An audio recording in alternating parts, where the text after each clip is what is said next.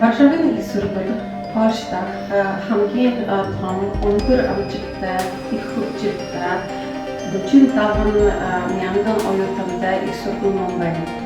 Энэ сургуулийн Зорин ганц сургууль гэдэг Азийн ба Африкийн соёлын факультет ном байна.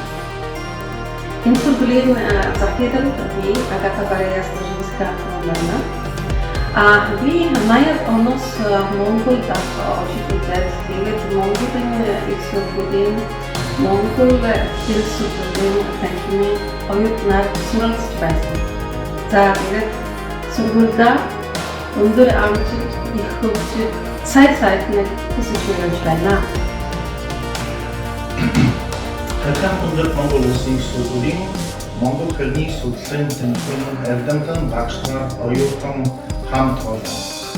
Энэ бүхэн 80 жилийн ойд тохиолдуулсан та бүхэндээ Варшавын их сургуулийн Монгол хэлний танхимын хамт олноос